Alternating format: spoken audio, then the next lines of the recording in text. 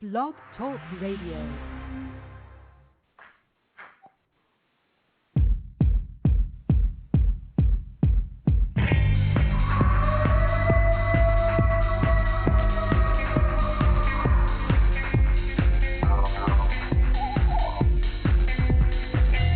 Welcome to Sasquatch Watch Radio with your host, Billy Willard,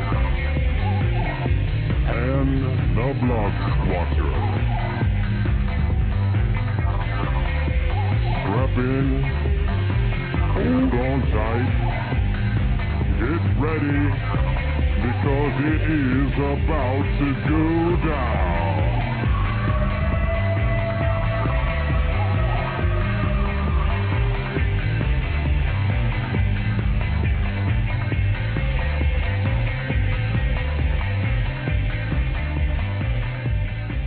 Alrighty, everybody, welcome to Sasquatch Watch Radio. Today is Monday, June 22nd, 2009. I am your host, Billy Willard, and let me introduce my co-host, the astonishing blog squatcher, DB Donlin. Well, hello, Billy. How are you doing? I'm doing fine. Everybody probably dreads that I came back. I know I missed the past couple of episodes. And they're all probably like, oh, God, that guy's back. I think they're probably clapping and jumping up and down. So anyway, what do you got? Do you got any news for us today, DB? Well, you know, the only news that I really would want to talk about is, you know it yourself. We went out on a little bit of a sighting report deal this weekend and had a little fun out in the woods. Yes, we did, and it was very exciting, and I think we have some great eyewitnesses out there in Spotsylvania County. So, right. You want to talk about the little bit of excitement that you had there towards the end of the night? Well, yeah, that. It just got my my adrenaline flowing, and it probably was just some little animal in the bushes just very close by. See, I have a little deafness in my left ear, so I can't echolocate like most people can. But you got both your ears, you can tell where a sound comes from. And there was this sound that was right next to me as I was going to fool with my recorder. So I was standing out there near the woods all by myself next to my recorder, and there's suddenly this rustling in the leaves, and I squared up to it, and I thought to myself, how do I know where to square up to since my left ear doesn't work? Right. So that kind of freaked me out a little bit. I was like, I don't know how I know that. I think I will do a strategic withdrawal here, and I'll go get Billy and JC and have them come over and see what they think. And we came over there, and I think, Billy, you heard something rustling around in there, but we never heard anything that sounded big. But what was interesting was when I got my recording, there's a sound on there after I'm walking away. Right. Which is, I mean, it sounds like it could be, it could be a dog maybe with one of those little quiet barks that they make, but, I mean, It has to be big like that. I mean, when I heard the sound, I was thinking to myself, oh, they have foxes here, so that's like a fox or something small like that, Right. But no, it had to be bigger than that to make that huff that I heard. And I got a recording of it. I haven't gotten it off I just got it off my recorder. I haven't cleaned it up, but I'll, we can talk about that next week if you and I think it's something.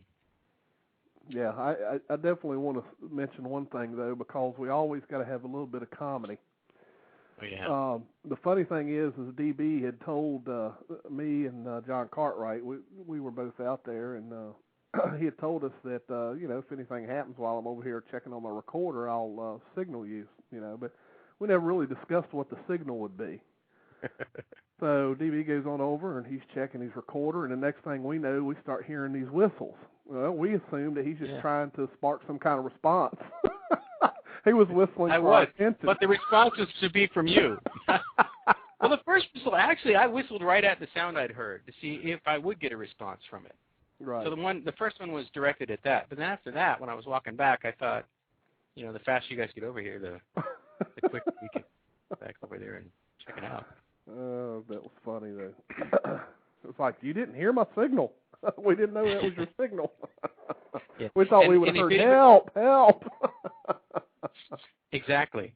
I think everybody knows I'm not the bravest Bigfoot researcher in the world. I mean, I'm not the one who'll go out there all by himself and sit in the woods and, I don't have that kind of intestinal fortitude. I'm much better than I was when I started, but I still got a ways to go when the little fox sounds will, turn me around. I didn't run, I'm proud to say. I walked. I sauntered. No, you did. I do have to say, yes, you did walk, did not run away. So no, that was good. So, but yeah, it was good. Some really good excitement, and soon we'll have the sighting report up on the website at sasquatchwatch.net for everyone to look at. Got 3 witnesses that had a sighting of a creature back on May 30th of this year, and sounds pretty good. Have no reason at all to believe these folks aren't straightforward with what they're telling us. So they have a very impressive 11-year-old granddaughter who impressed me quite a bit with her. She was very well spoken, very articulate, and she was very straightforward about what she saw. So yeah, the best thing she said was when we said, well, would you describe it? She said the best way I could describe it is it was like tall like a basketball player, but wide like a football player. Exactly. That's right. So anyway, well, we'll get on with our show because we got a couple of great guests on our show tonight. We have Dave Paulides and we have Harvey Pratt on the line with us. So first of all, we'll get to Dave. How are you doing tonight, Dave? Good evening, guys. How's it going? That's going real well, and we're so glad that you could come on the show and you accepted our invitation to the show. Hey, my pleasure. And then we'll also say hello to Harvey Pratt, who is a forensic artist, from my understanding. How are you doing, Harvey? I'm just fine, thank you. I'm glad to have you on the show as well. Thank you very much. We'll start out with the typical questions that a lot of folks like to know, and that is what got you into this crazy thing that we call research? And we'll start with you, Dave. Well, I think years ago I was somebody that always enjoyed being out in the woods, in the wilderness, and I had some oddities that happened to me in the woods that aren't Bigfoot related, but they were odd and they always stuck with me. So I always thought that there was something interesting about always being out there. And I ran into some people when I was in technology that had similar experiences but were Bigfoot related. And slowly, after the comfort level amongst all of us rose and people started to bring down their barriers, we started to hear some stories come out about what had happened to them. And one of the guys said, hey, maybe we should form a group here and make a serious attempt and a full-fledged attempt at trying to understand whether this is a hoax, whether it's real, and if it is real, what end of the scale it's on. But let's try to do something that hasn't been done before and do it with some credibility and integrity and some financial backing, and that's how it started. Okay, all right. How about with you, Harvey? Well, I've always heard stories about Bigfoot, and that when Dave contacted me, it just I thought it was a great opportunity to get on board and get some first-hand information. So I jumped at the opportunity that he gave me. Okay. Now tell us a little bit about what your part is in this. What is it exactly that you do? Your expertise. Well, now you are talking to me. Yeah. Okay. All right. I'm in law enforcement. I've been in law enforcement over 40 years as an investigator and as a police forensic artist. I did my first drawing in the late 60s, about 67, where I interviewed a witness to a crime and also was a victim at the same time. Mm-hmm. So I started specializing in interviewing and drawing descriptions based on witnesses or victims' information.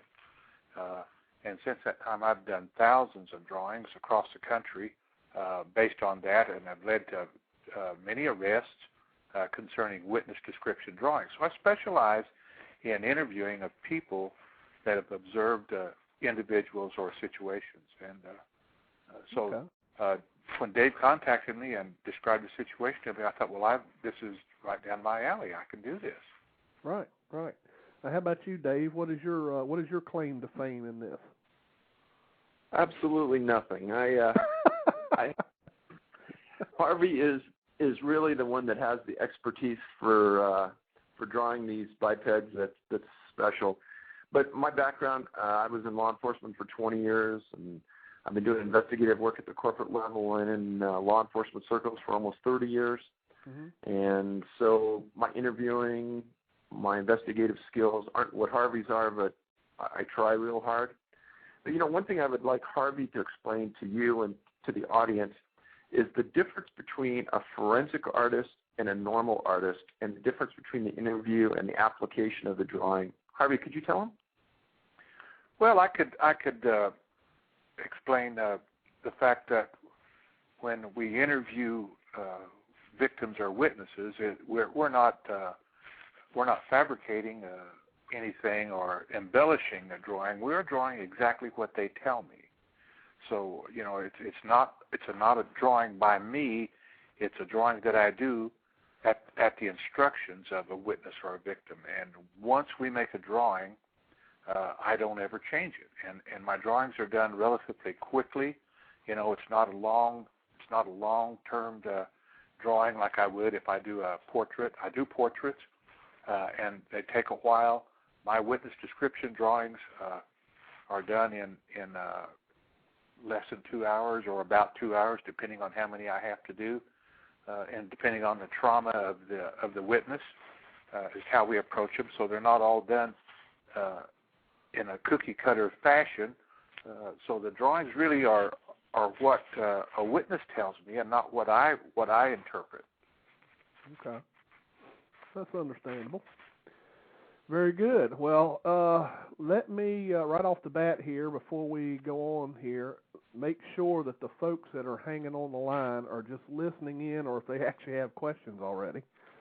So the first one I'll go to is area code 419. Area code 419, you're on the air. Hey, Billy, it's Ed. They just called in to listen. All right, buddy, I'll mute you back out. Thank you for calling, bud. All right, and let's see who we have at area code 865. Area code 865, you're on the air. Hi, this is Tom Shirley. I called in to listen. All right, Tom, thanks for calling in. I'll put you back on mute, buddy. All right, thanks. All right, just wanted to make sure those folks, I figured they were because I've never really said that we were ready for questions, but I figured I'd better check. I don't want to leave anybody hanging. So everybody is aware that, Dave, that you've come out with a new book, and I do know that some folks have already ordered your book. Like I said, Henry has already informed me that he got his in the mail today. So how about you tell us a little bit about Tribal Bigfoot?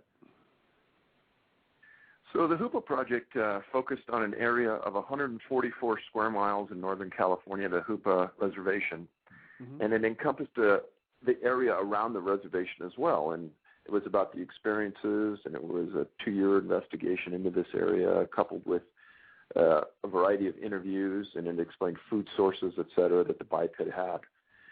One of the issues that came forward out of that from critics and outsiders was that, well, this may be the way it is in Hoopa, and it may be the way it is in that confined area, but that's really not the way it is outside of that region. And you've got to understand that when we got into this, whether the Bigfoot scenario turned out to be a hoax, whether it turned out to be somebody's fabrication, whether it was an isolated to the western U.S. or whatever it might be, if that was the path it led, that was the path we'd take. Right. And as it slowly evolved from Hoopa, we decided to take the 4 counties that surround Hoopa in Northern California, which are Trinity, Del Norte, Siskiyou, and Humboldt, and expand out into those areas, interview more witnesses, and find people who had had a close encounter, and talk to people that had had issues with the creature, whatever those might be. Also do a periodical search for the entire western U.S., and it slowly flowed to the Midwest about the type of encounters, issues, and experiences that people had. And one of those periodicals that we came up with was a book written by Lucy, who in 1906 was a Yurok tribal woman, and about issue she had was something they called the devil. Well, she called it the devil at times, the devil monster, and it was something that a thread that was used throughout the Hoopa tribe. It was also in the Yurok tribe, which is right next to the Hoopa tribe. And they were writing about this in the early 1900s, how this creature would come into their camp at night. Sometimes during the day when the men were out hunting, they would come in and steal a Native American woman. Sometimes they'd keep her permanently. Sometimes they wouldn't. Sometimes the woman would be forced to have a child. And there, in that periodical search at the beginning of Tribal, there's a lot of articles in there that I had never seen before until we did the research and we found them. We start off with the periodicals. We work our way, and there's a small section about the Mormons and about a Mormon missionary coming across and writing about his experience with a Bigfoot. And he described it just as we would think of Bigfoot, but of course they didn't use the word Bigfoot. And then we worked west, and Harvey and I spent time in Oklahoma together interviewing people. I actually sent Harvey to Minnesota over some issues and some tribal things. What came up very often was that there is a relationship between Bigfoot sightings and reservations. And initially people would say, well, maybe that's just because the reservation had been there and occupied that space for such a long period of time. But the reality of it is, as we found out, is that when you interview the Native American people, they will say stories that are so similar in context that it's baffling. Many times we'll hear, hey, these Bigfoot are part of our people. Mm-hmm. They're tribal people. We are part of them. One of the more amazing news articles that we came up with was written in 1926 and appeared in the Oregonian. And there were 3 tribes in the northwestern U.S. and Canada that heard that the white people were forming a posse to go up into Mount St. Helens area and shoot these creatures that had attacked these miners. And these 3 tribal groups came, they had a press release, and they had a press conference, and they told the world that these were not animals, that these were fellow tribal members, that these people spoke with them often, that they had a relationship with these people. They were different in behavior and in looks, but they were people. And that we couldn't go out, meaning the white people couldn't go out and kill them. And to understand the embarrassment factor that the natives probably had towards white people in general and the way we've treated them in the past, to get 3 tribes together to agree to this and to make this public in 1926 was a huge issue. And to bring it forward, I think that's the cornerstone for us, one of the many on this that showed this relationship between tribes, and Bigfoot is a tribe. All right. That's fascinating.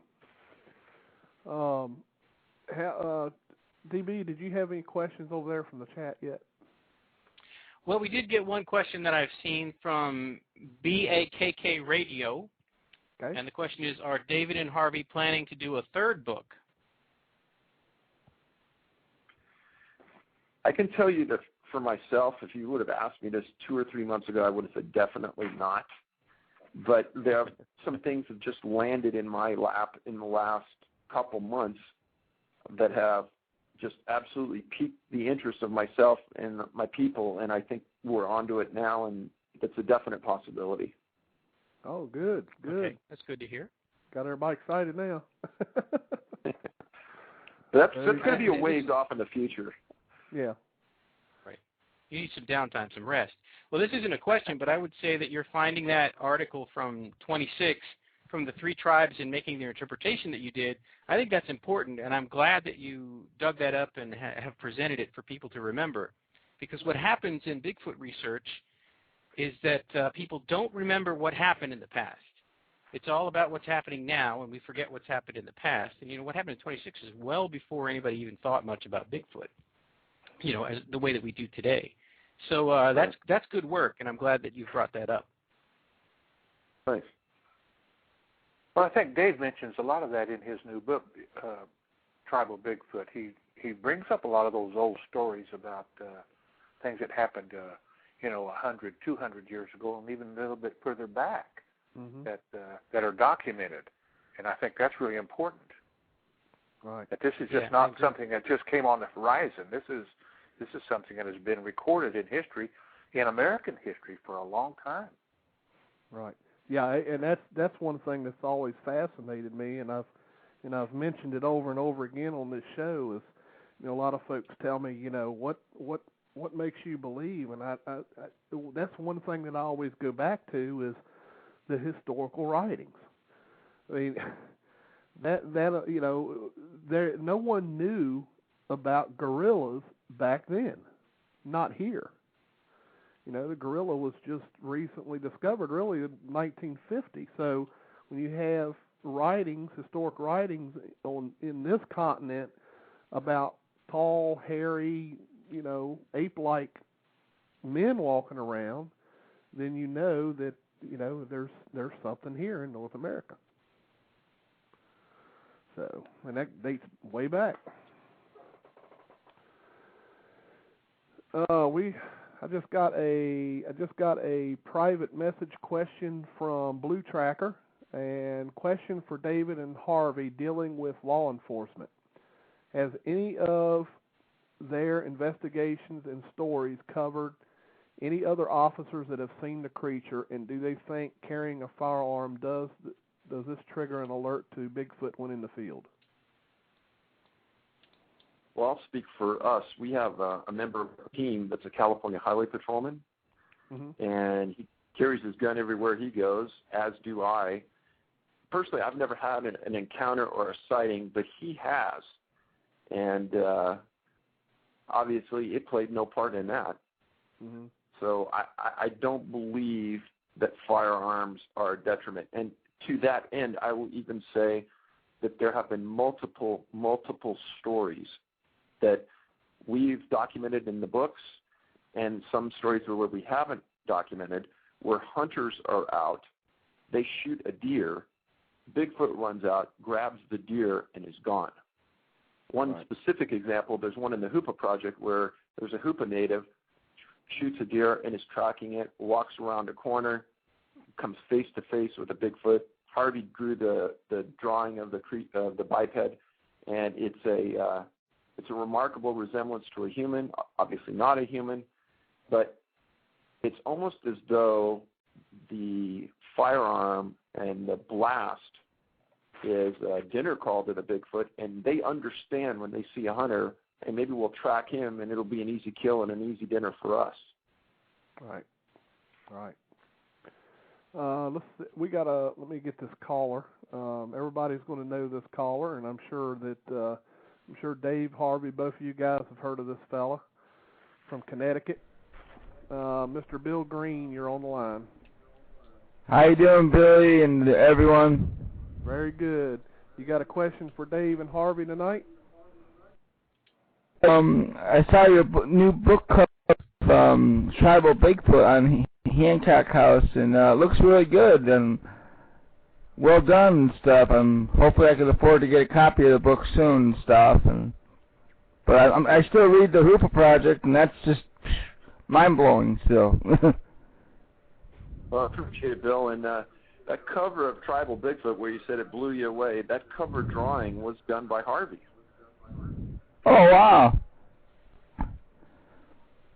And that kind of exemplifies the kind of artist he has. And I would encourage people to just see some of the Native American art Harvey's done on his website at harveypratt.com. It's amazing. Yeah. Are you currently investigating any recent reports or footprints, investigating areas or anything like that? We have tracks that come in regularly to us. I'm up in Northern California right now. I'm going to meet with somebody on some of those issues tomorrow. We get those all the time. That's good. Yeah. Do you ever get possible video images from police officers? Because I know when they have dash cams on their police cars, and they do they ever get possible video of Bigfoot they can't give to the public, but they give to you? No, that's interesting, because in the rural counties of California, to the best of my knowledge, they're so underfunded that they don't have the money for the dash cams. The big cities have them. California Highway Patrol, which does also rural patrol, they don't have them either. And I'm not sure, Harvey, what's the situation out in Oklahoma? Well, most of our police units now are equipped with video cams, and they're just updating the highway patrol. And I'm not aware of anything locally that has been observed here in Oklahoma or any other place that someone may have contacted me about. But I think that with this new cameras that are much better, and we're seeing more of them on police units, that it's just going to increase the opportunity to get some good video. Yep. Yeah. That was a good question, Bill. Thanks for asking that question. Yeah. So, are you gonna ever do a third book about Bigfoot? That's a possibility, Bill. All right. Okay, and but allegation out in at that site location, do any plaster casts of them? Any plaster cast? Sorry, is that what you said? Yeah, I think Bill's connection's bad. Is breaking up real bad. So, Bill, we're gonna have to go to the next caller. We can't make out your connection anymore. Sorry about that, Bill. Got another caller here. Caller from the 936 area code. You're on the air. Night callers. And okay, now we got. Hey, could you try it again? I'm sorry. 936. Yes, this is Laurie Phillips from Night Callers. Oh, hey, how you doing? Hey, I'm doing fine. I just wanted to say hello to you and proud of your guest. I just came on, so I don't have any questions. I was wondering if I could stay on and listen. I'm having trouble getting into the show to hear it. Would that be okay? You certainly can. I'll just mute you right out, and you can keep on listening. Oh, thank you so much. Thank you for calling in. Yeah, thank you, Lori. All right. DB, I don't want to leave you hanging either. Have you had any more questions over on your end? Yes, I have. I just got a couple. The first is from Old Bub. He wants to know what our guest's opinion is about hunting Bigfoot for a voucher specimen. Well, as someone who has a hunting license, someone who has hunted in the past, one of the moral codes of a hunter is you have to know what you're hunting and what you're shooting. And you don't shoot at something that you don't know what it is. So the first thing I would challenge anybody on is that if you're going to go hunt something and you don't know what it is, how can you morally agree to kill something when you don't know if it's not? Now, we do take a stand in tribal Bigfoot that this creature, if some who call it a creature, is much more human than it is animal. And there are 2 lab reports inside of tribal Bigfoot. And the second lab report is much more technical than I can comprehend. But I'll give you the Reader's Digest version. And that is that our preliminary results come out very, very, very far on that human scale of genetic coding. Nowhere near anything ape, chimpanzee, or anything close like that. We had a discussion with our lab director this week, and they stated that the tests have been consistent. Sometime in the next 3 weeks, they'll be able to place a definite coding on it.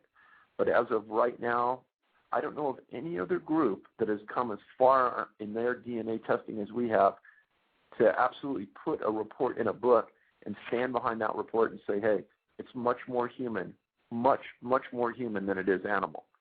And again, if you understand the hunter's code, you don't shoot anything unless you distinctly see it and you distinctly know what it is. Mm-hmm. So that would be my challenge. Okay. Good, Dave. Yeah, I think that's a good answer. We also had a question from West Kentucky Bigfoot, and that is, what does Dave think about Native American beliefs concerning Bigfoot? I think West Kentucky Bigfoot is referring specifically to some of the stranger side of some of the things that they'll tell us. What are your opinions about that? Personally, I haven't haven't heard any of these really, really strange ones. I mean, if he wants to ask me specifics, I'm open to it. But Harvey is someone who, again, has been with us for several years now, and have been in the thick of it, and I have not heard of anything that causes me alarm. But maybe Harvey's even a better person. And just so the people in the audience and the interviewers here understand, Harvey is a Native American. He's one of the most grounded individuals that you could ever be around. He has that law enforcement expertise that makes him think about things in a very analytical way. So I think that might even be a better question for Harvey. Okay, let me go for it, Harvey. Yeah, let me take a shot at this. I just let me give you a little background. I am I'm on the Cheyenne Arapaho rolls.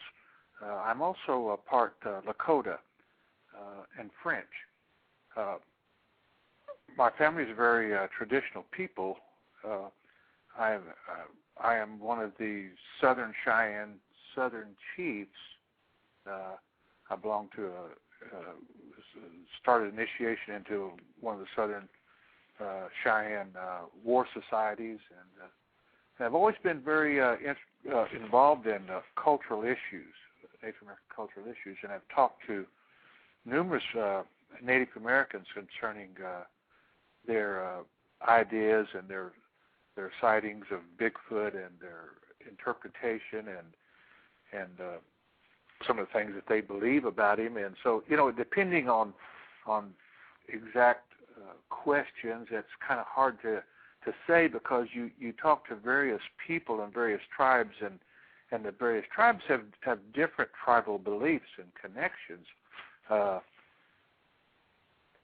Some of the stories that go back a long ways, are there's sometimes there's conflict with a Bigfoot, and other times there's a strong association with them, and even to the point of participating in battles and coming to their aid and showing them different herbs and things like that, and teaching Native Americans various things. So you hear a lot of little different stories that you can't confirm, but Native American people are, on a whole, their history is an oral history. They didn't write down a lot of things. Now, they had calendars some calendars later on that they would record on hides, different events over periods of years. But for the most part, our culture is an oral history, and so we pass down stories about people and events and connections. So I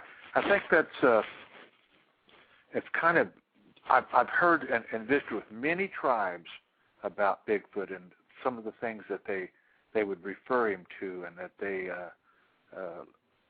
coexisted with him in a lot of situations, and did not challenge him, did not go into certain areas where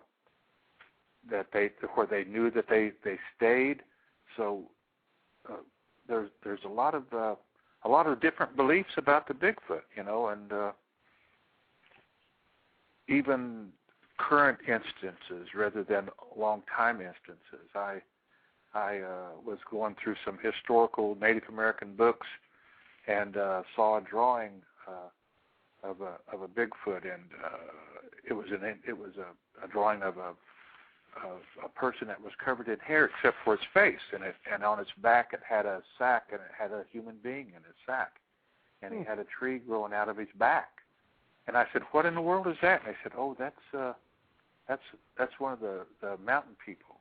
And I said, "What do you mean?" Well, they said they originally followed us down from the mountains, and at times they would take people and abduct them. So, and that was a drawing that was done in 1870 by a Native American. Right. And a lot of people had no idea what that was even about. And I didn't make the connection. I wasn't quite sure what it was until I asked one of the tribal people about that drawing, and he said, "Well, that's we call him a man of the mountain. They came from the mountains. They followed us down here." So you hear a lot of stories about Bigfoot following tribes as they were forced from one area to another and migrated into different areas, and they all say that they came with them. They came along with them. So the stories are just thousands and thousands of stories about the Sasquatch and their relationship with good and bad with Native Americans. That's cool. Thanks for sharing that, Harvey. That was pretty interesting. Before I let you go on, DB, I've got about 3 folks holding on the line here. So I hope you got your questions wrote down there. I do. Go ahead. Okay. We have another caller from the 936 area code, and it's 936, and I'm just going to mention the other 3 numbers, 825. You're on the air. How you doing, Billy? Oh, this sounds like, I'm afraid to guess because I always get it wrong. There's only one other person in the 936 that called me. I know. I'm bad about keeping track of these numbers. Is this Smiter? Yeah, it's the crazy man in Texas. See, I'm good. See? Yeah, See, you're I'm a psychic, good. man. I know. So my question was for Dave, if I may. Okay, go ahead. Dave, you mentioned that in your investigations and writings that some of the Native Americans talked about having interaction or conversations with the hairy folks, as I call them. Is that correct? Correct. Would you say that gives light or credence to what Scott Nelson is doing with the transcriptions of the recordings that are out there? Absolutely. Okay.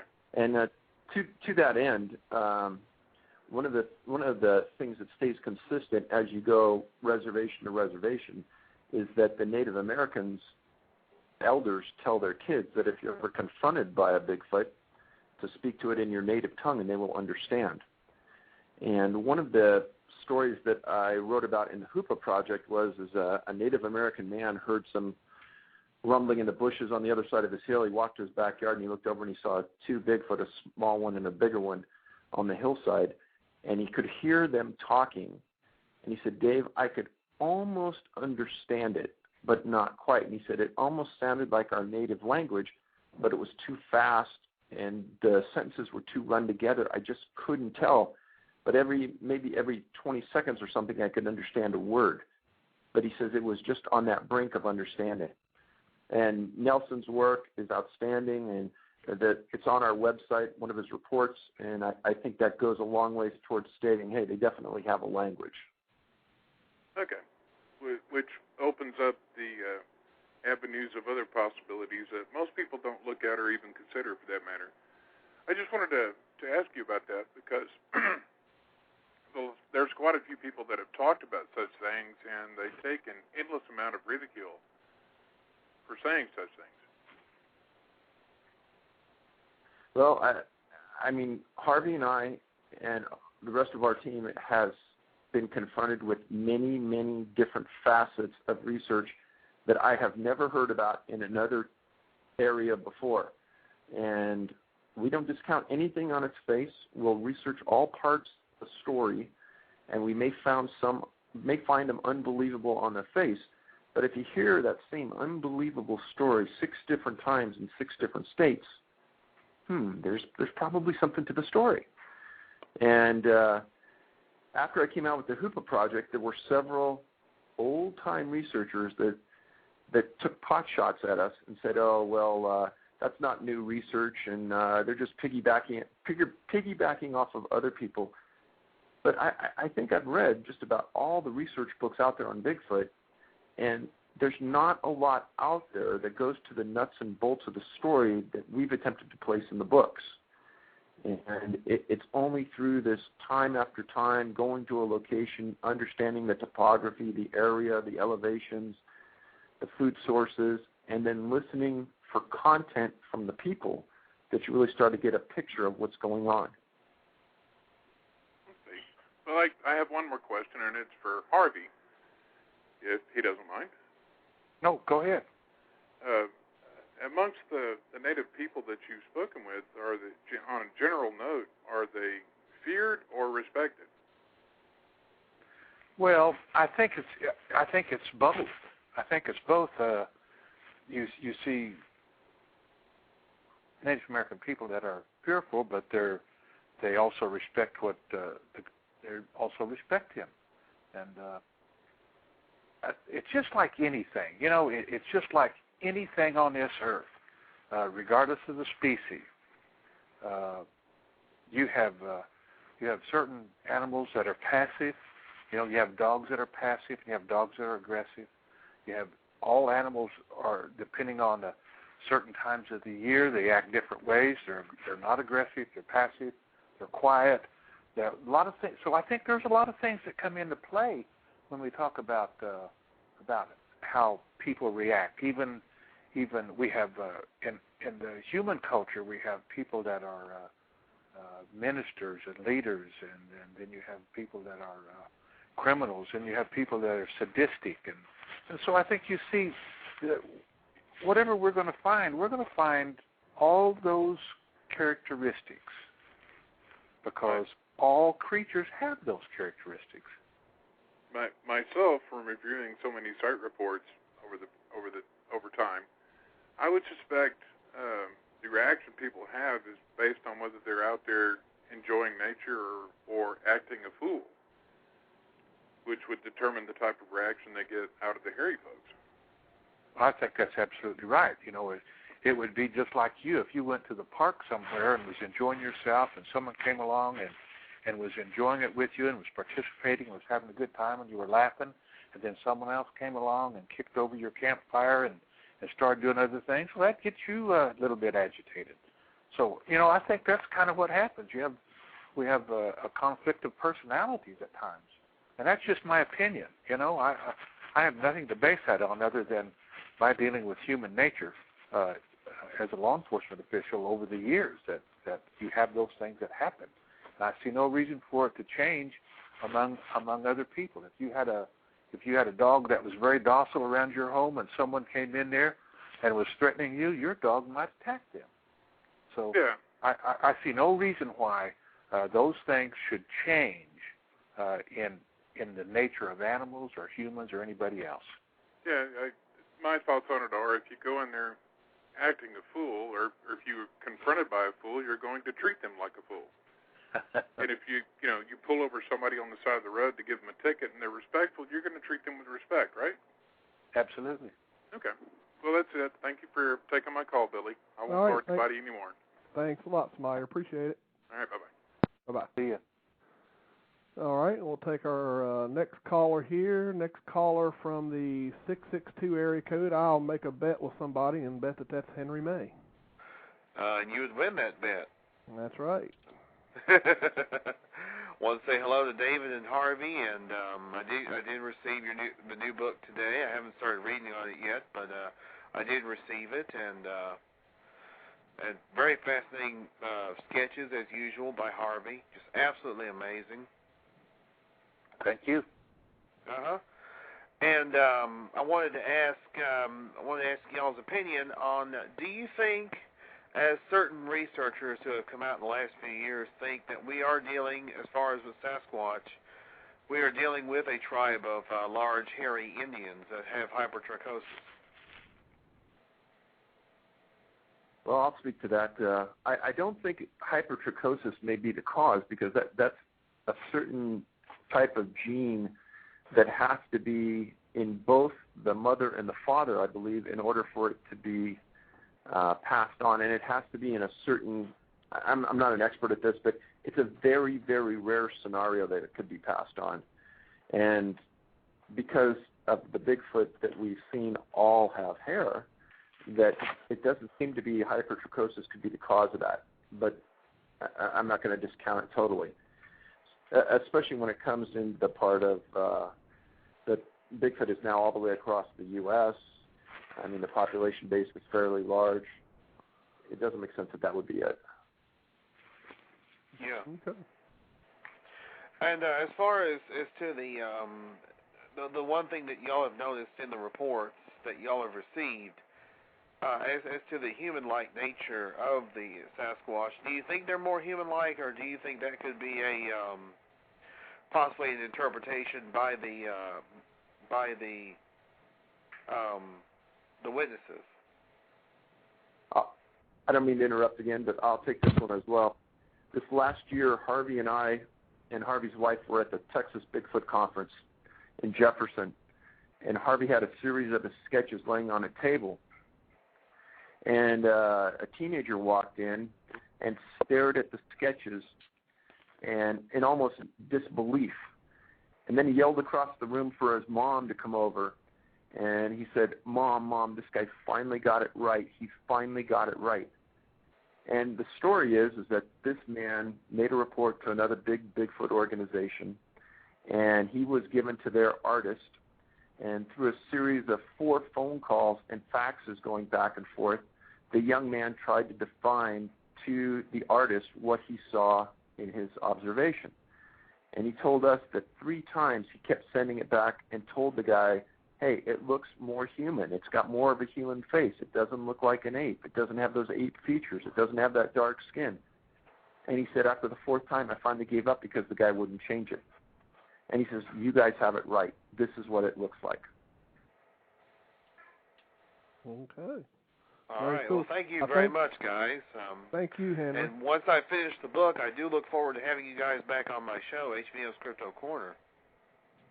And we'll be glad to do it. I know Harvey and I had a good time last time we were on. Yeah, I do too. And all right, guys, I'm going to take off then. Thanks for answering my questions, and good show tonight, guys. All right. Thank you, Henry. All right. See y'all later. I believe we had lost Harvey there for a second, but I think he's back. We did. For some reason, I just went away, but I'm back. Yeah, I just pulled you back up, so I knew that was you calling back in. All right, let me get, we got one more caller, and then I know DB's got like a whole list of questions because I've been seeing them scrolling up on the chat room. We've got a caller from the 518 area code. You're on the air. Hey, Billy DB, it's Chris Bartow. How's it going? Hey, Chris, how you doing? I'm doing all right. Yourself? I'm doing just fine. Wanted to say hello to Harvey and David, and thanks for coming on Billy and DB's show tonight. Have read the Hooper Project. I thought it was an excellent piece of work, and looking forward to reading Tribal Bigfoot as well. I wanted to ask a question to both of you, or whoever wants to answer can do that, kind of along the lines of what the recent theme questions have been about regarding, how human is this creature, or at least the creatures that you guys have studied, quite well in terms of the Northern California sighting.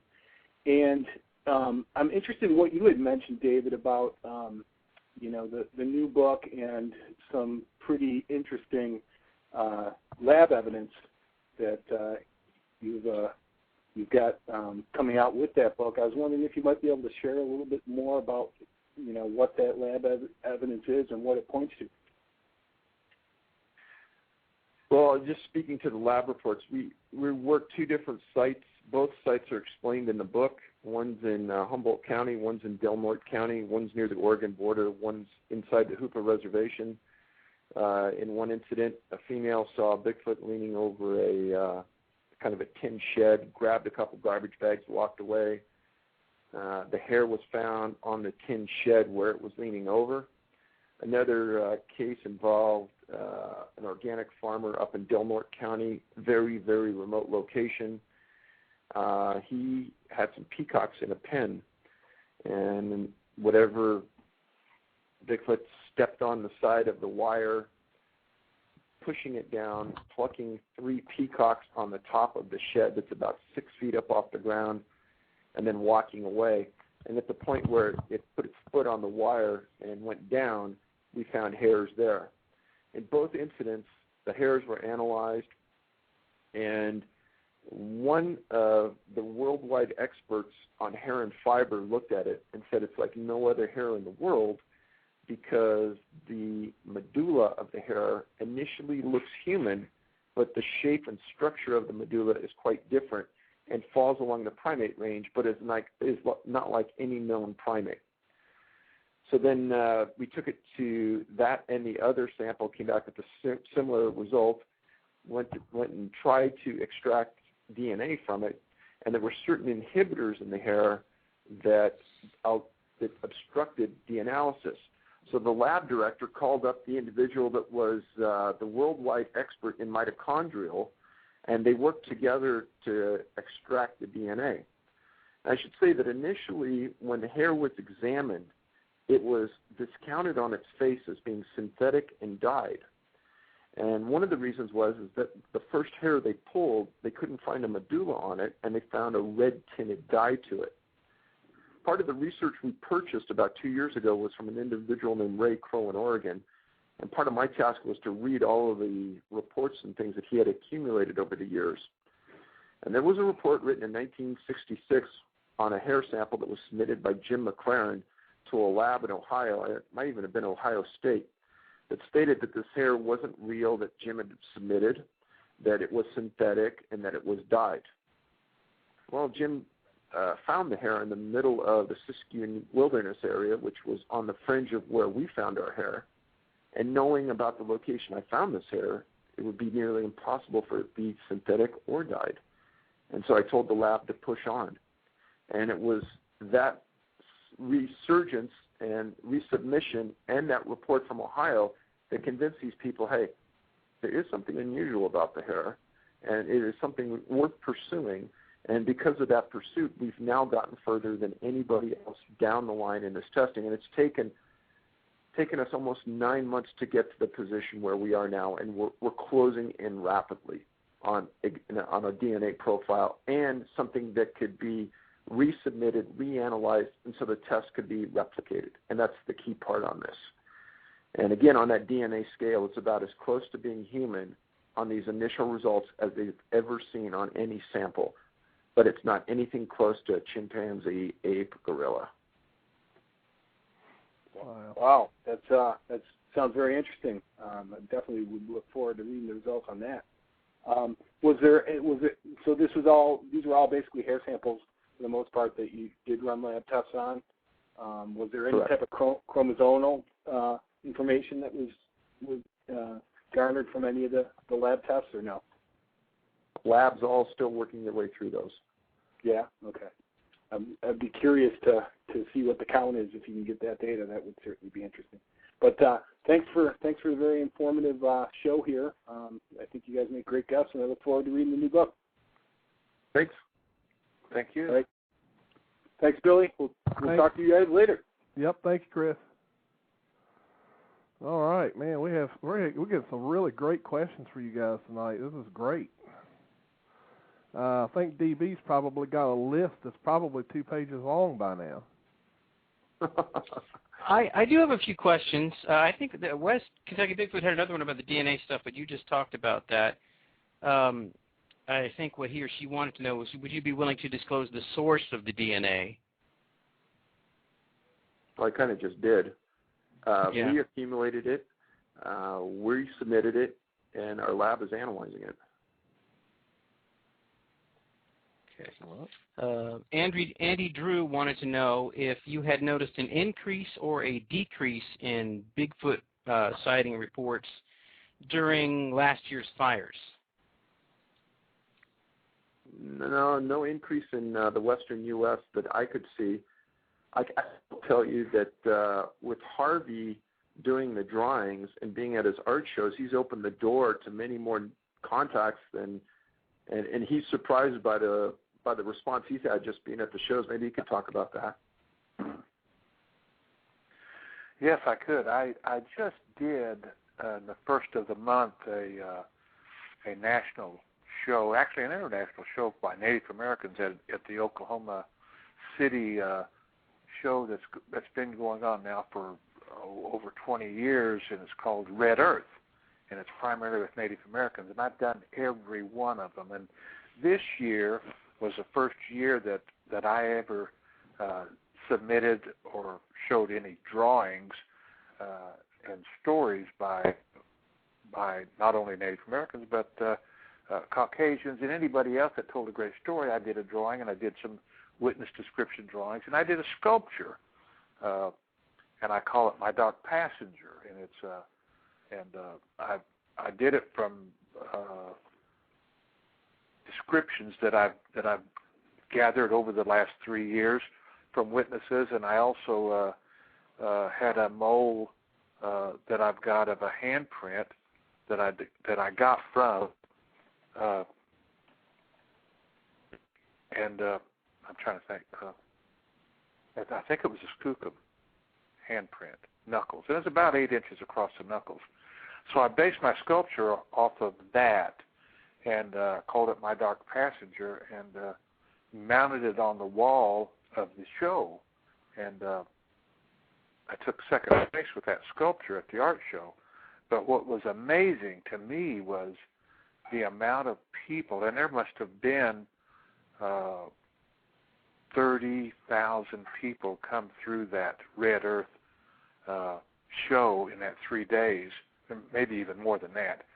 But it seemed to me almost every third or fourth person stopped me and talked about a sighting that they had or a sighting that somebody in their family had over the years and wanted to describe to me some incident and looked at my drawings and kind of supported the drawings that I had of what they had seen. And what was just amazing to me was how many people that came up and once they saw what I was doing were willing to discuss that with me and that had never discussed that with anybody before. And this earlier spring, I did another show in Anadarko, Oklahoma at the Plains Indian Museum, which is a federally funded museum, and I did an art show with them, and I also, they invited me back to speak about Bigfoot, and I thought we'd have maybe 20 people to show up in Anadarko, which is a community of about 7,000, and this was just a 1-hour talk that I had based on what I had interviewed and talked to people, and there was over 200 people showed up in that little museum in that hour. So I was just stunned by the people that wanted to tell stories and wanted to discuss sightings and stories and history of the Bigfoot. So I think that to me it has just been an eye-opener how many people have had sightings that do not talk about it. Right. Yeah, I think there's a lot more than we realize. We were speaking earlier about a sighting investigation that DBJC and I was on this past weekend, and that lady told us she said if I didn't have 2 other witnesses that saw this thing when I did, I would not have talked about it. So just think of how many single, folks by themselves probably see something strange and never report it. Right. Absolutely. So Absolutely. You hear that a lot, actually. DB, how many more questions you got? Well, I think I have 1, 2, 3 more that I've seen. Good Lord. Rolling in. Let's see. Oh, never mind. I was looking at. I thought I had another caller, but I don't. Do you want to do a quick commercial, or do you want to do those questions real quick? Yeah, you can get the commercial in. I figure that way we can give Harvey and Dave a little bit of a break. They might need to do one of those John Cartwright pee breaks or something. There you go.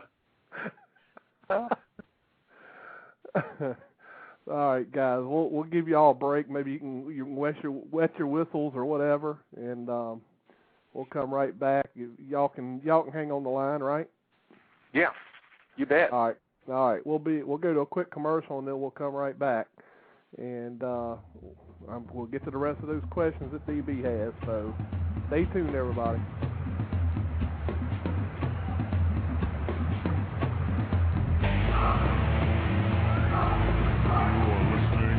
Sasquatch Radio. Stay tuned.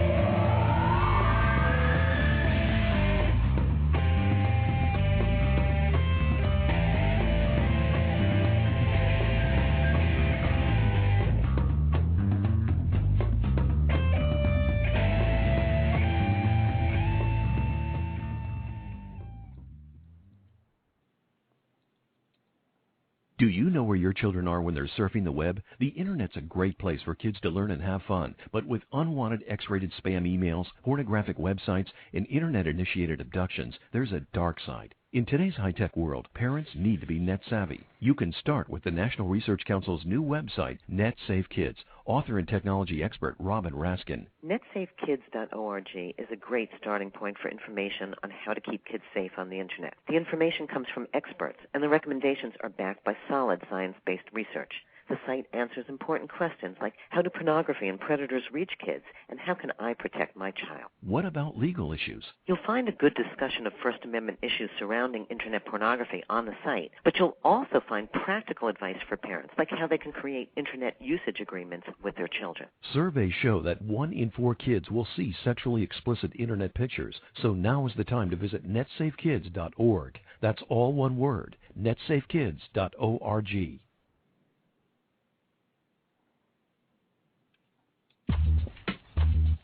Hey, Justin, Sarah. Hi, Ricky. Hi. Hey, listen. I just heard about some kids who might try to get some beer. So? Why are you telling us? Yeah. Well, because I thought maybe we could go and, drink. Why? Because it's cool. Cool? Why is it cool? Well, we can go and get wasted. And why would we want to get wasted? Well, remember that time when we heard some older kids talking about doing it? So? Why should we do it? Well, I guess I don't know.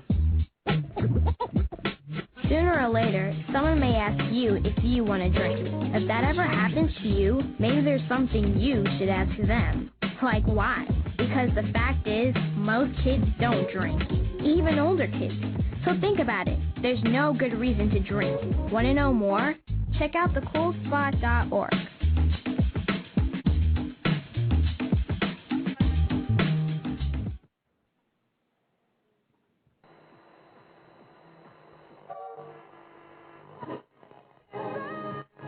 Are you tired of the same old boring radio? Looking for something with a bit of an edge? Then sit down, strap in, and hold on tight, for you're about to be taken beyond the edge. 5, 4, 3, 2, 1.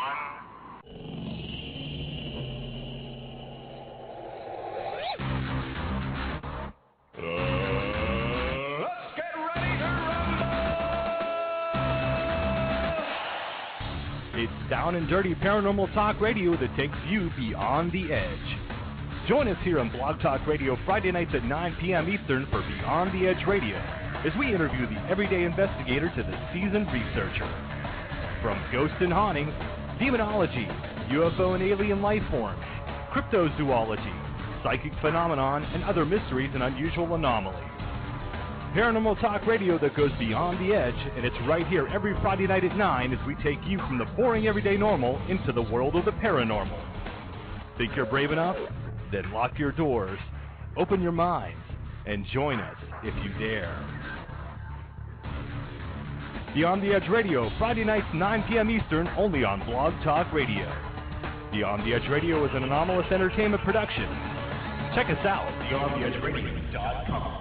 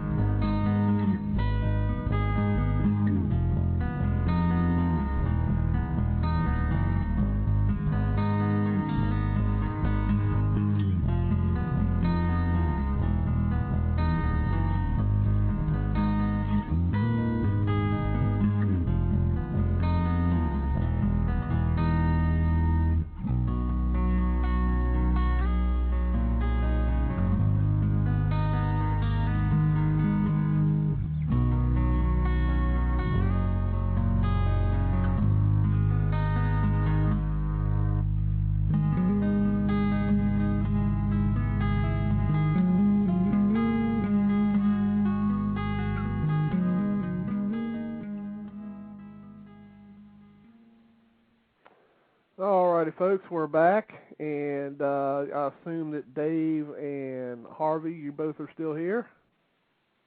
I'm here. Dave's here. All right, cool deal. All right, DB, it's time for you to get busy.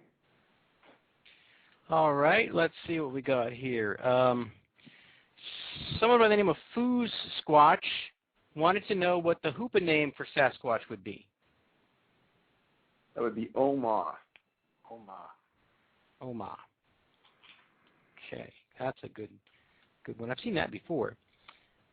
Irish Guy wants to ask both Dave and Harvey, what attributes are there in the Bigfoot reports that you've gotten that would maybe border on the supernatural, if there's anything that you've gotten from some of those reports? Well, I'll tell you about one thing that Harvey and I have just talked about recently, and I've read them from other organizations as well. There seems to be something about electrical interference with some rare sightings, but it's common enough that to bring it up in discussion. And there's some reports coming out of the late 1950s and 1960s out of Humboldt County that talked about cars stopping at the time of a sighting. There's a couple of stories inside of Tribal where cars won't start in the area of a sighting. These are new cars. So there's something about some type of electrical interference in conjunction with some rare sightings. That's interesting. I interviewed Henry Franzoni, and he has that one really strange encounter where he says that a Bigfoot did something electrical that blew his starter motor. So he had to walk, like 30 miles. Now, yeah. I don't know what that means, but that sort of jives with what you just said, so that's interesting. Yeah. I can't even imagine how they could do that, but interesting. No, and I'm not saying that it's definitively caused by them, but there is some association with sightings and electrical issues. Right. And you hear stories about the ability to camouflage or to disappear, and I think those are really interesting stories that they can just disappear from one scene almost in a blink of an eye. You hear different stories, and I've only been in this arena for a few years, but I've been very appreciative of Dave and his approach at how he gathers information, and he's willing to listen to anybody in their stories, and then to make a connection, not only just from the Hoopa area, but on into Oregon and Washington and through Minnesota and come down into Oklahoma and Texas, and you hear the kind of the same stories, and even that relate back and forth from these distances among people that you would say, well, how would they even know this? How would they even make these connections to repeat almost the same story and the same phenomena about their ability to disrupt electronics, their ability to disappear, how fast they are. So I think there's a lot of things that just really open a door that make you think about just really what's going on. And I can't put my finger on it, but there's a lot of things going on. We're not just dealing with someone of a lower intelligence. I think to Harvey's end, one more thing, just to back up what he's saying, is in that article in 1926 that came out in the Oregonian from the three tribes, one of the abilities that the Bigfoot tribe had that was spoken about at their press release was it had the ability to mimic certain animals and mimic it so good that you wouldn't know if it was Bigfoot or if it was the animal. And the innuendo being is that sometimes you hear owls out there or you hear certain birds and you think it might be the bird. Well, it might actually be Bigfoot communicating with another Bigfoot. Yeah. That's all very interesting stuff to think about. Now, Sharon Lee wants to know whether either of you will be at any conferences this year. Both Harvey and I will be in Oklahoma for the Hanobi Conference. Cool. I have to make sure I remember that. I'm hoping I can make some of these conferences this year. I haven't really told a whole lot of people, but I got laid off from a job that I've been at for 10 years this last month. So it's kind of cut back some of the things I used to do. I've been all over here lately, but got to cut back on that a little bit, and I'm trying to start my own company, so it's a little tough right now, but I'm hoping I can make my rounds and get to some of these things. So let me grab this other caller real quick, DB. How many more questions do you have? That's the last one on my list, so go right ahead. All right. Let me get this caller from the 831 area code. Let's see. Yep, 831. You're on the air. How you doing? Who are we speaking with? My name's Richie. I just wanted to thank. I'm calling from Santa Cruz, California, and I wanted to thank David for signing my book, the new book, Tribal Bigfoot. It's awesome, and if any of you guys get a chance to pick it up, check it out. It's an awesome book. So it is. Thanks, awesome. Dave. I really appreciate that from you. Well, Richie, it was my pleasure to meet with you guys, and I should put a plug in here that the Bigfoot Discovery Museum in Felton, which is just a little suburb of Santa Cruz along the California coast, the guy who runs that operation out there, Mike Rigg, has done a fantastic job in displaying many artifacts people would be very interested in. Yeah, so I just wanted to thank you for all that and for the awesome the presentation that you put on there.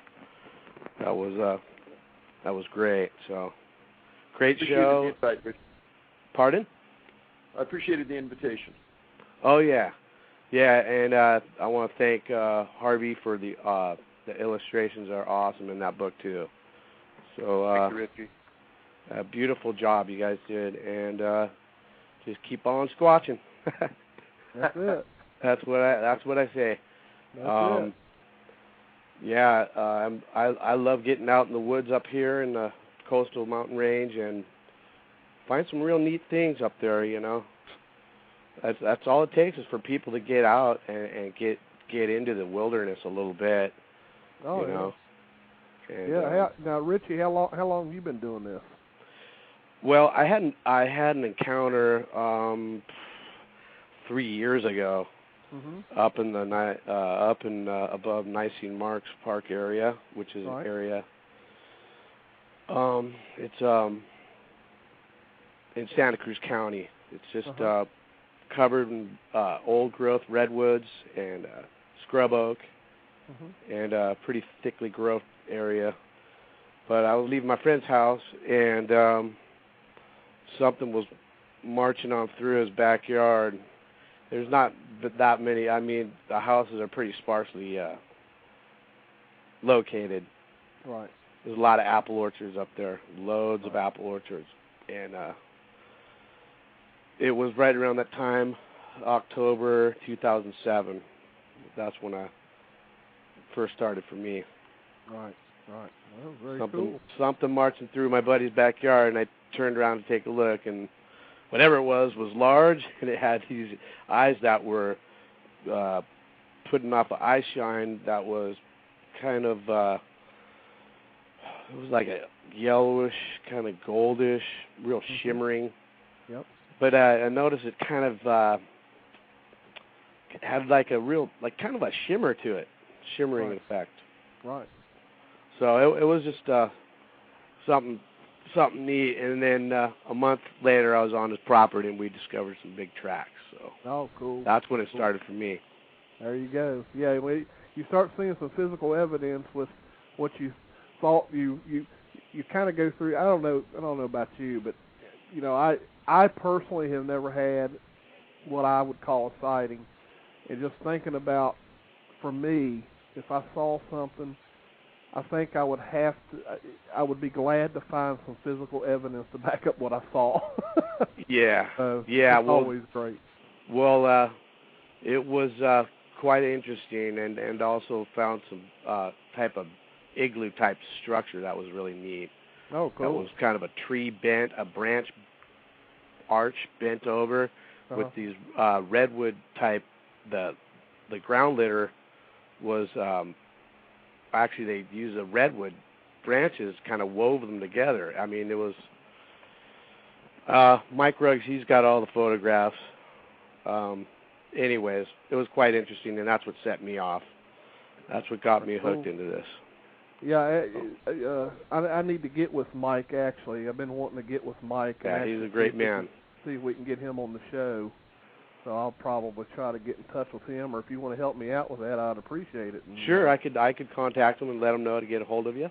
Yeah, just not a problem. Yeah, that would be great. I'd appreciate that. Okay. Well, once again, thank you guys for the great show, and keep on squatching. All right. Thank you, Richie. All right. Bye-bye. Bye-bye. All right. Just having a good old time here tonight. DB, do you have any other questions in there? I have not seen any coming by. Okay. All right. Very good, then. All right. We've been doing pretty good. Let me go ahead. I just now realized I did my famous mistake again of not giving out the call-out number, but everybody's been calling anyway, so... But I'll go ahead and say it anyway because we still got 13 minutes. Call-in number is 347-237-5070. Again, it's 347-237-5070. Yeah, a lot of people don't go into the chat, so they don't get the phone number. They actually listen in without looking at the page. Oh, we got a call already. Let me pull them in. Caller from the 541 area code. You're on the air. Hi, can you hear me okay? Sure can. Yeah, I just had a question for Harvey Pratt. All right. Yeah, Harvey, hi. I'm working on a 12-inch reproduction here of a Sasquatch, and I'm wondering, I saw your model that you made here that is coming out of the wall on your webpage. Yes.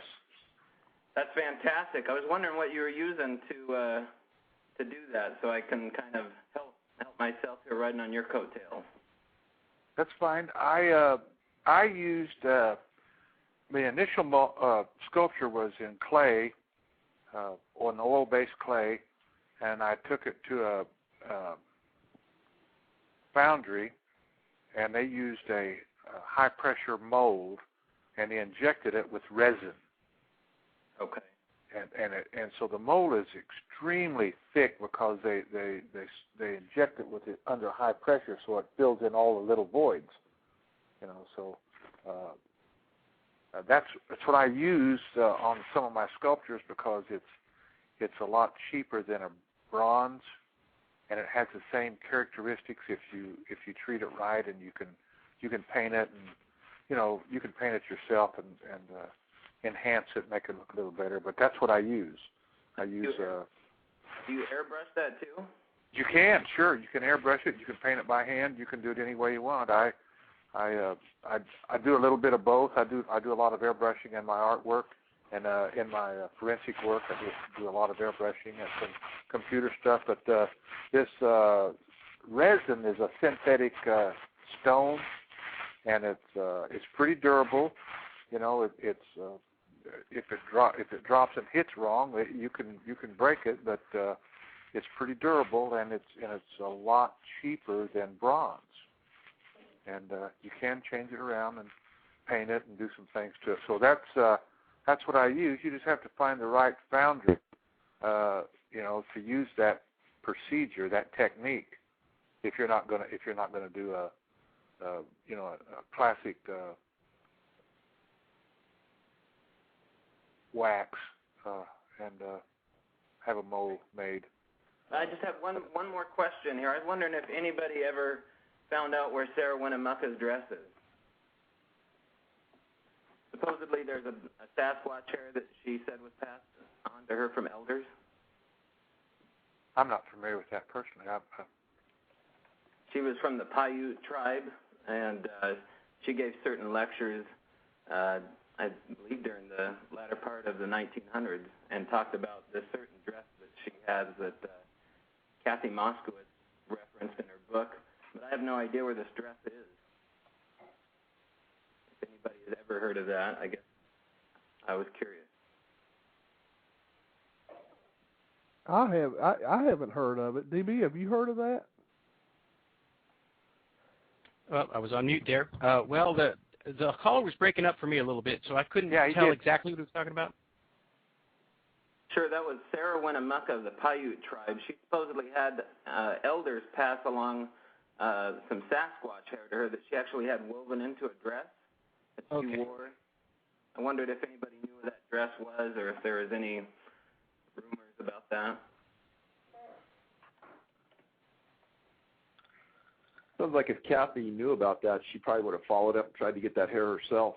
Right, right. Okay. The rumors still go on. Thank you.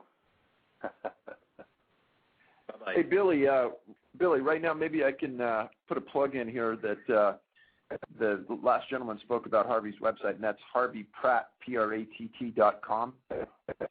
All right, so that's, let me just write that down. That's Harvey Pratt. PRATT.com. .com. Okay, I just put it in the chat room for everybody. Good, thank you. Then our website is NA like North America, NABigfootSearch.com. NABigfootSearch.com. Got it. All right. That way, if anybody wants to check those two websites out, you got it right there in the chat room. And I'll probably check those out myself, actually.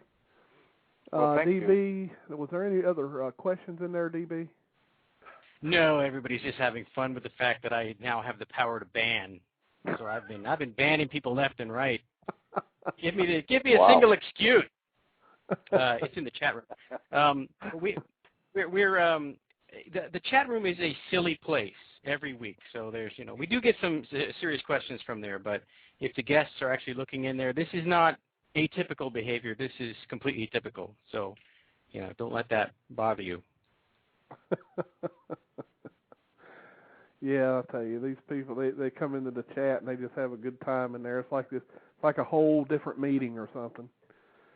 But how about you, DB? You got any personal questions for Dave or Harvey? Well, most of my questions that I was thinking of have pretty much been addressed.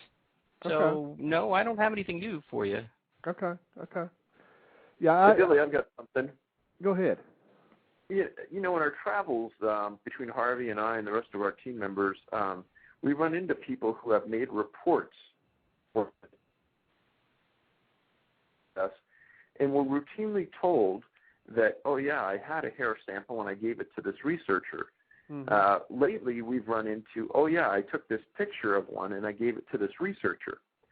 And we've had meetings and we've had discussions about, okay, where are all the hair samples and where are all the photos? And why aren't the photos coming forward and people discussing them and putting them into forums so that we can analyze them and research them? And why aren't the hairs coming forward? And why aren't these groups doing the research on the hair that's needed for us to scientifically analyze and understand what we're working with? And to us, it's a baffling scenario when you have 100-plus organizations across the U.S., and we've only been in existence for 5 years, but where are the rest of these reports and analysis and photos? Right. Yeah, that's true, and I've heard the same thing. There's been a lot of folks that have claimed to find these hair samples and they get sent off, and it's like they go out into the wild blue yonder and you never hear anything about them. You have to wonder what's going on there. Yeah, you wonder what lab is doing this, and why aren't they coming forward? Unless they're restricted by some kind of an agreement that they're not to reveal anything unless the contributor authorizes them. And we're constantly hearing that about photographs and hair samples and tissue, and you just never hear anything about any foregone conclusion. Nothing. Either that. The only other thing that would even come to my mind would be is if someone has gotten some type of a hair or tissue sample that came back other than what they thought it would, and maybe either too embarrassed or whatever to reveal the information.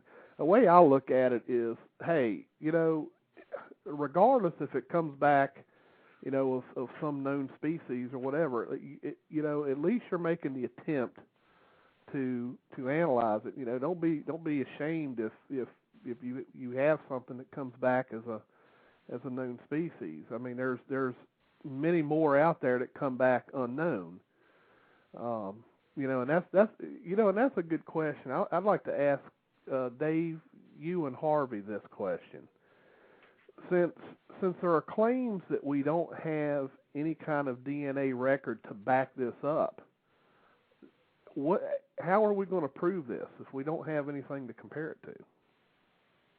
Well, I think we are going to have this, and I think that with the new testing kits that are out, that have been out for only maybe 6 to 9 months, I think a lot of the issues that are the inhibitors within the samples are going to be overcome, and as long as they can be replicated, then they have to be accepted by science. If you can take a human hair and you can take 3 different human hair and you can replicate the results and show that there's a distinct line of genetic DNA there, then it's hard for science to discount it. And I think we're on the verge of that right now. And, absolutely.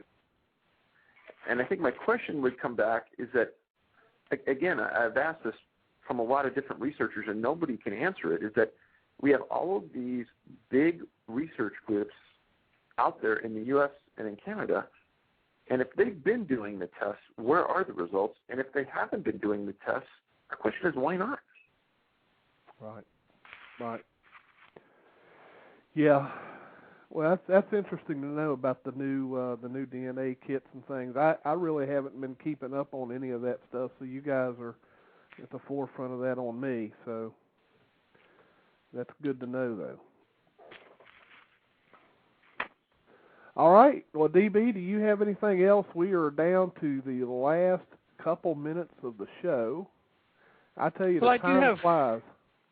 Yeah, it does. Time just speeds right by. I do remember something that our first guest, William Dranginis, told us, and that was that he had a hair, and he was interesting some scientists in the hair, and went to actually a convention of some sort where all these scientists were going, because one of them wanted to talk about that hair. He thought it was a hair of archaic man because it looked like a modern human hair in many ways, but it didn't have any of the, like for instance, it isn't cut, so it goes to a perfect taper, and it didn't have any, the things that we eat show up in our hair. It didn't have any of the chemicals that we eat all the time in the hair. So he thought it must be hair from thousands of years ago, and they were interested in it until Mr. Dranginis said, "Oh no, we got this from a suspected Bigfoot sighting area. We think it might be Bigfoot hair." Then the guy gave it back to him and said it's dog.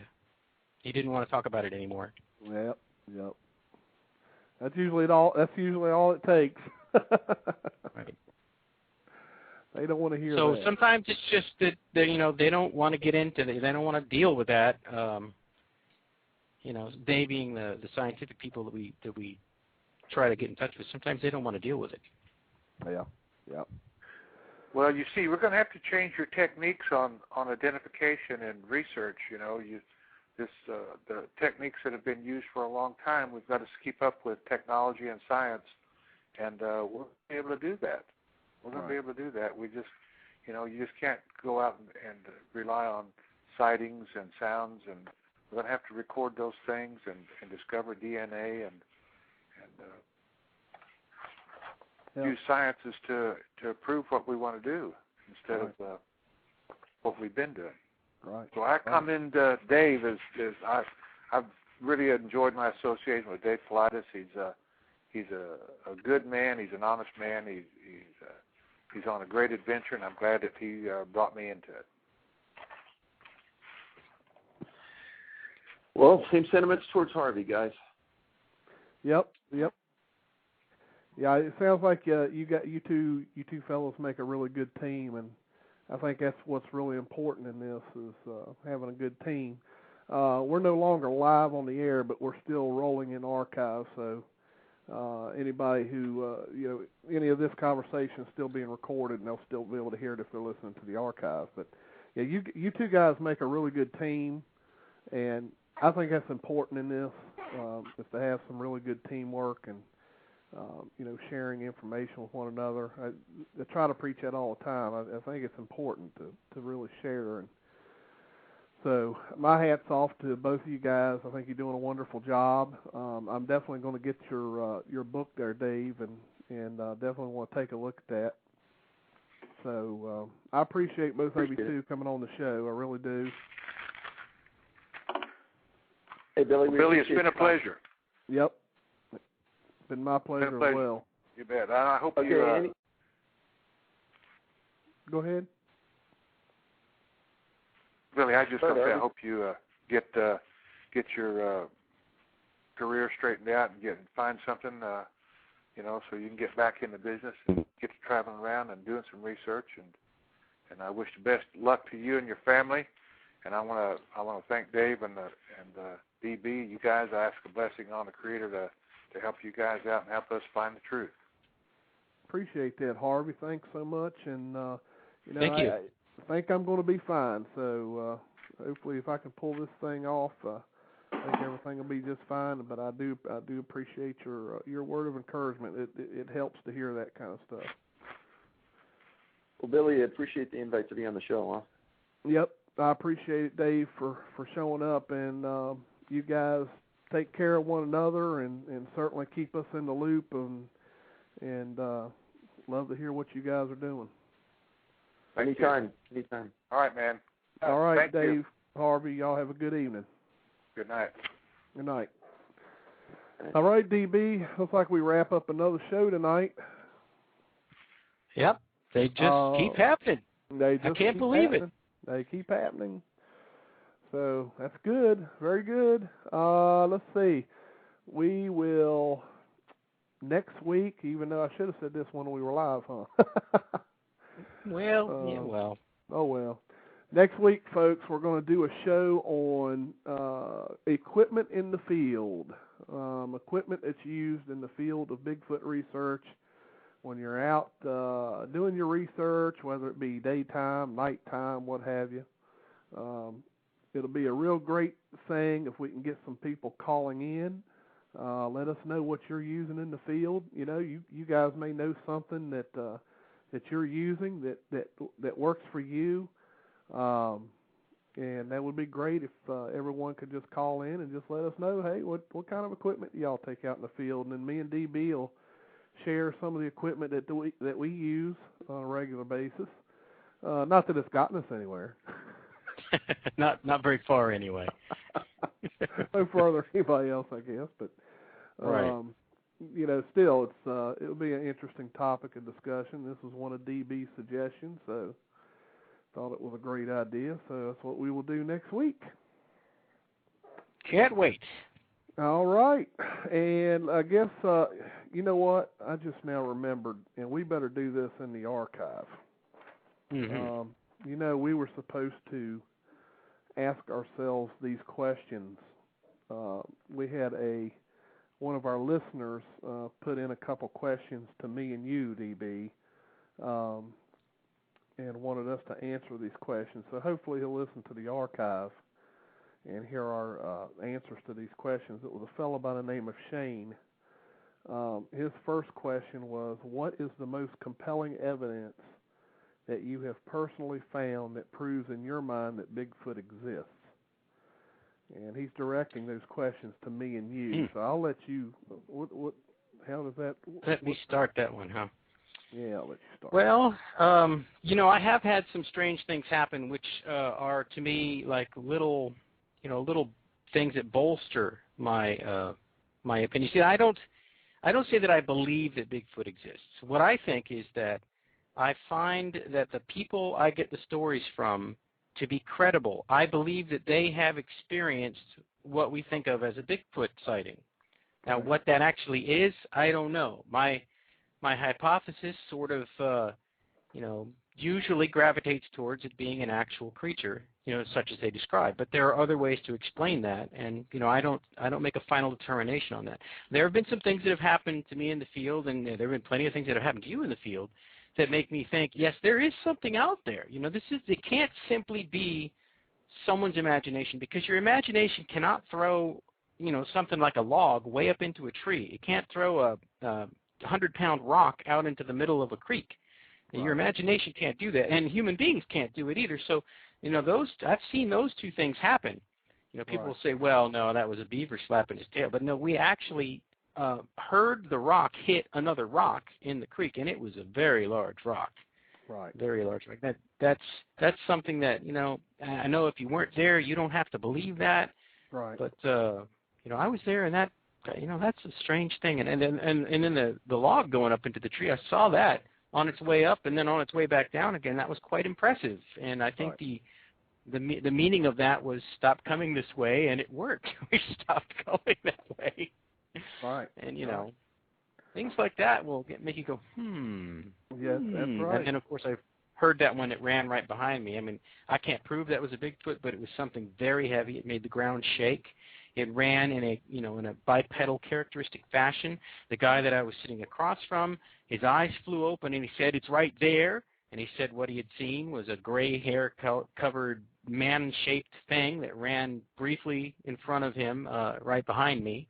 Right. And I felt like it had to be, just like inches behind me to make that much ground shake, but it was 30 feet back. So it was heavier than a man-shaped, apparently gray-haired. No, what should I believe of that? That sort of makes me think there's something to it. All right, so those are my bits. Now on to you. Yeah, I think mine is an accumulated amount of different evidence, or what we can call evidence, and everything from, as you know, about that ordeal that happened in near Richmond, Virginia, with me. Obviously, I don't know what exactly that was. It was very very strange when we were doing that investigation out there, and I had something happen that actually caused me to lay down on the ground. Some people say it's infrasound. Some people, I don't know what it is. I can't explain it. But a combination of that, along with the footprints that we have found up in Culpeper, Virginia. I never will forget how excited I was when we found those. So mine's kind of I can't say that just one thing really stands out. I think it's just after you do this for a while, the things that you experience and the things that you find, I think just kind of stack one on top of the other and just make the evidence easier for you to accept that there's something out there, and that's the only way I know to answer that question. His second question was, what is the most compelling evidence that has been shown to you by another researcher that Bigfoot is real?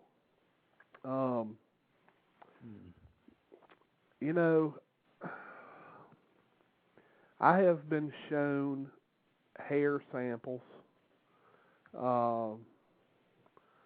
and what can you say about a hair sample? I really don't know what you could say about a hair sample. I've seen especially other. If you're not as... Right. I mean, I know that the hair sample that I saw did come back as a unknown origin. Of course, the same hair sample was tested by another laboratory, and it came back as having other things in it, like bear and stuff like that. So I don't know what you can say about that. It definitely makes you start wondering about, trusting some of the laboratories, since they have totally different, analysis. Right. Or results, I guess you could say. So I don't know what to think about that. I have seen other footprint casts from other researchers that are quite compelling. I've seen a few that I thought were carved footprints, very similar to a fake wooden print.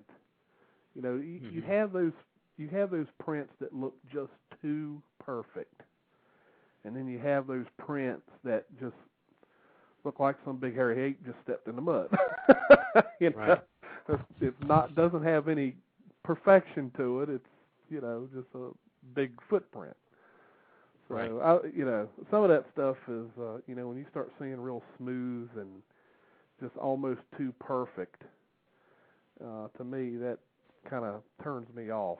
It's when I see the ones that have, you know, some imperfections in them and what looks like, you know, maybe some scarring or you know, even some hints of some dermals and things like that. That really probably is the most compelling evidence to me that I've seen from other researchers. Mm-hmm. How about you? Well, I have not.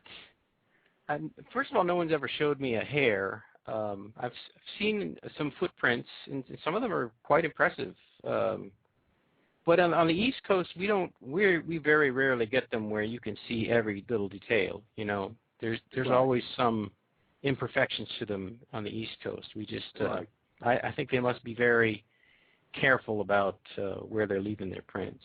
But that, even if they were perfect prints, that probably wouldn't impress me as much as, say, a story like Dave in Kentucky. He was a guest of ours about a month or so ago. And he meticulously recorded everything that happened. He drew up his own sketch of what the creature looked like. He, unfortunately for him, but fortunately because it, you know, creates a record of what happened, he actually put a bullet through his dashboard, and he saved the work order and the dashboard piece so that he would be able to prove that happened. When somebody said, well, you know, your story sounds kind of flaky to me. I mean, what can you show us? Well, he saved everything so that he could show it. Right. You know, and when you hear him, when I interviewed him, it was already several months after it had happened, but he wasn't ready to talk about it for several months. When he finally, you know, got in touch with me and I interviewed him, the first time he told that story, his voice was so full of emotion, you would have to be an Oscar-winning actor to pull that off. Right. You know, I mean, it was that good. I mean, if he was hoaxing, he's an expert hoaxer, and I don't believe that's the case. Right. And you also heard some of that when he told us the story, you know, on our show. So, you know, that emotion that's present in him, that comes from somewhere real. You know, he believes he looked at a Bigfoot, and he was close enough to that creature to know that it wasn't a bear, that it wasn't a guy in a suit. Right. You know, and he also had that strange thing happen to him where after he got around to the side of the car, he felt like he should lay down. Well, you know, you had that happen to you in the woods. We interviewed JC, and he had that happen, and there's some other people who've had that feeling happen. Now, these little connected events that happen in unconnected reports, that's also something that's a bit convincing, you know. The weird things that are questions people wouldn't have asked, you know, say 10 years ago and more. Little details that people wouldn't have asked because they didn't usually ask the witness, and how did that make you feel? Or did anything weird happen to you? They asked for details about what did the creature look like, what time of day was it, you know, what did you see it doing? They didn't ask about their subjective experience. When you start collecting the subjective experience of these different people, and they have the same experience, yeah, I felt this weird feeling in my chest, and I felt like I should lay down, and you know, that's another bit of information that, to me, convinces me that there's something going on. Right. Right. So it's the witness sightings that you know, when we get a great witness, that's the thing that's the most convincing to me. Right. All right, another fine show, DB. Yeah, with a little extra added on at the end. That's right, a little extra. Nothing wrong with a little extra.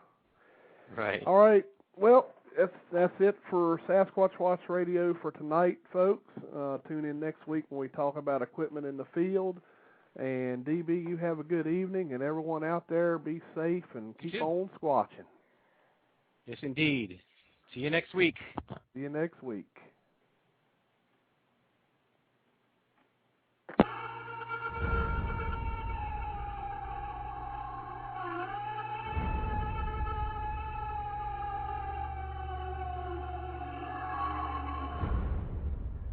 legend silently stalks the forest around the world, leaving giant man-like footprints in its wake.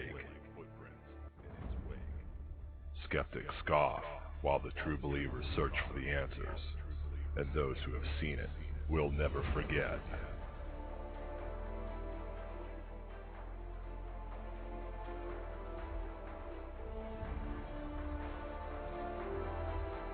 Monday nights, 9 p.m. Eastern, Blog Talk Radio. Billy Willard and the Blog Squatcher present Sasquatch Watch Radio.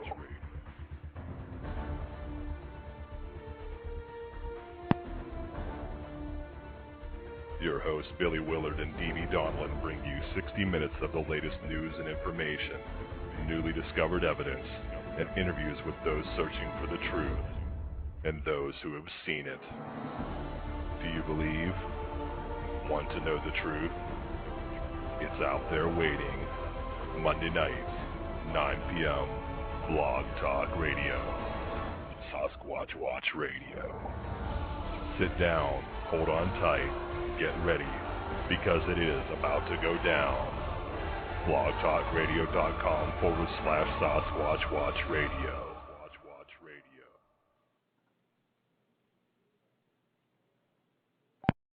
There's more to your story. More pages, new chapters. You can feel it. And now you're ready to grow. Laurel Ridge Community College is ready for you. Your real-world experience gives you an important head start. And with training, degrees, and certificates for the careers that are most in demand, you can do more, earn more, and advance more. Turn the page and start your story. Grow with us at Laurel Ridge. Visit laurelridge.edu/pathways.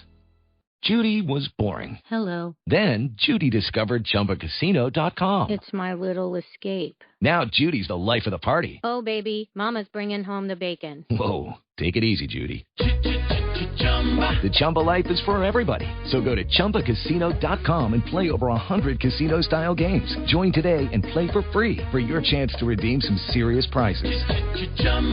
ChumbaCasino.com. No purchase necessary. Void where prohibited by law. 18+ terms and conditions apply. See website for details.